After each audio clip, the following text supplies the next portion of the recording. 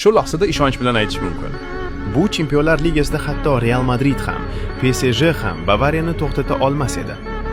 Bavariya Atalantaga qarshi o'yinda aql bovar qilmas darajadagi natija ko'rsatdi. Birinchi o'yindayoq ular raqibni 6-1 hisobida to'rmor qildi. Javob uchrashuvi esa yanada shov-shuvli bo'ldi. Hatto Atalantaning 4 ta darvozaboni ham jarohat oldi. Lekin bu Bavariyani 1 soniya ham sekinlashtirmadi. Ular raqibni go'yo 2-liga jamoasidek ko'rsatishdi. Harry Kane avval penaltidan gol urdi, keyin uzoqdan kuchli zarba bilan hisobni 2-0 qildi. Leonard Karl 3-golni kiritdi. Luis Diaz esa darvozabon ustidan oshirib 4-golni urdi. Umumiy hisob oqqiz 2 ga yetdi.